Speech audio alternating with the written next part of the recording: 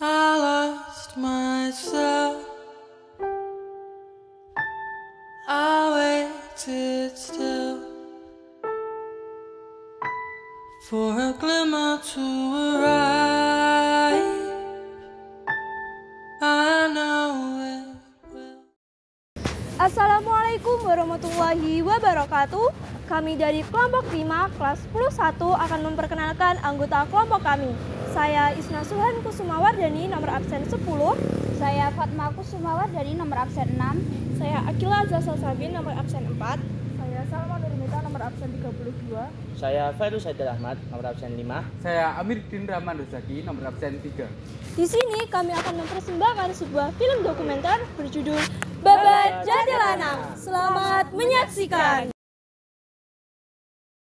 Asli Ponorogo sudah jauh, apalagi mereka gerakannya seperti dangdut, ya, apa goyang, mengeksploitasi tubuhnya dengan gerakan-gerakan yang erotis dan sebagainya. Nah ini, moga ini dicermati seperti apa, apakah benar itu adalah jatilan Ponorogo? Kalau memang benar, oh begitu ya jatilan Ponorogo. Kalau tidak benar ya, ini harus ada pencerahan. Terakhir Pak, harapan Bapak untuk pelestarian tradisi di Ponorogo itu.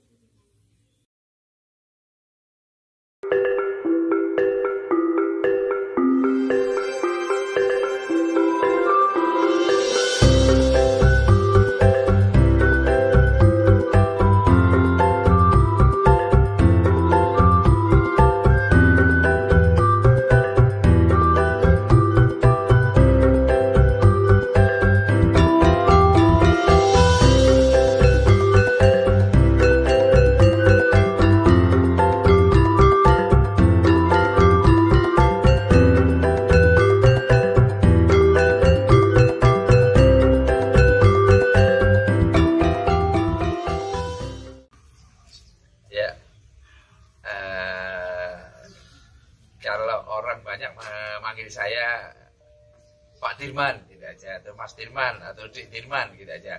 Nama lengkapnya juga gampang sih, Pak Sudirman.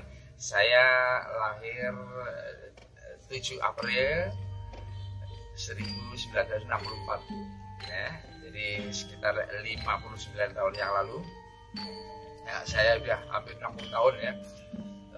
Kemudian saya mulai menekuni di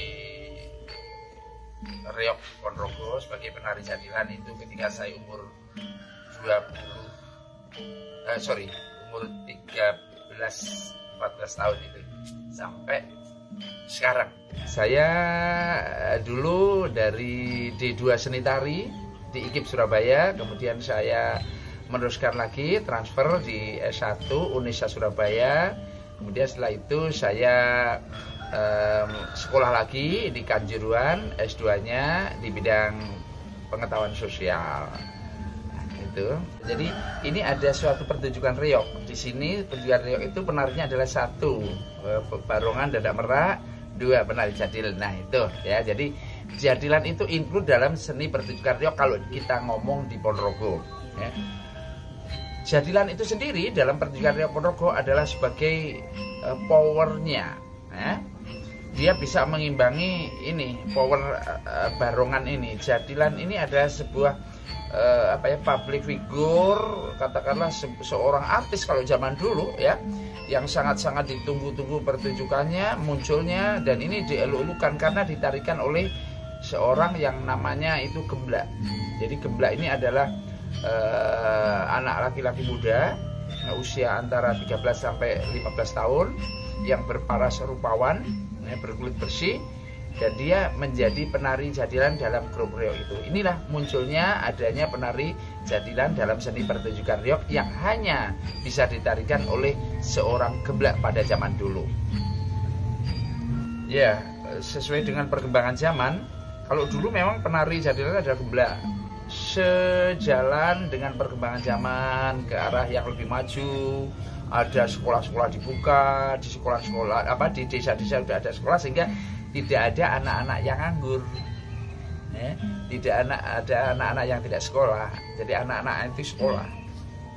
Nah, dengan ada sekolah mereka tidak mau jadi gemblak, artinya mereka ingin kehidupan yang lebih maju pada zaman-zaman selanjutnya. Nah, di sini reog punah dong kalau tidak ada penari jadilan. Tidak. Pada waktu itu penari jadilan harus tetap ada dengan munculnya seorang penari jadilan dari pintu perempuan. Nah, di situ lama-kelamaan orang bisa melihat, oh ini penari jadilan itu tidak ditarikan laki-laki, ditarikan perempuan, ternyata lebih luas. Dan kita lihat sampai sekarang itu luar biasa.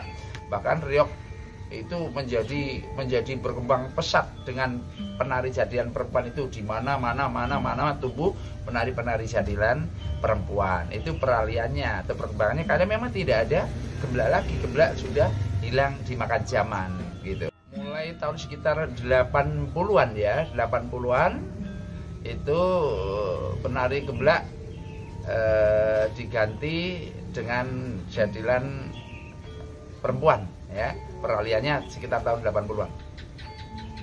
Kalau sebenarnya jogetnya atau bentuk gerakan tarinya tidak ada perubahan ya, tidak ada perubahan, hanya saja ini perkembangannya seperti itu, ya. Nah, kalau sekarang memang kalau kita lihat jadilan-jadilan yang ditarikan perempuan itu ya agak prihatin karena apa? Mereka tidak memahami sebenarnya jadilan itu apa sih artinya atau definisinya, pengertiannya apa. Nah, mereka tidak menyadari bahwa arti dari penari jadilan itu yaitu tarian yang dilakukan, tarian yang menggambarkan prajurit berperang di atas kuda. Nah, kalau kita lihat sekarang, apakah kuda itu masih dipakai penari jadilan sekarang? Nah, ini kita perlu bertanya kan. Nah, apakah mereka paham dengan definisi penari jadilan itu paham nggak? Kalau mereka paham, sebenarnya tidak begitu. Dia pasti ya memakai properti kuda kepang atau eblek itu. Kalau tidak, ya seperti itu. Ya.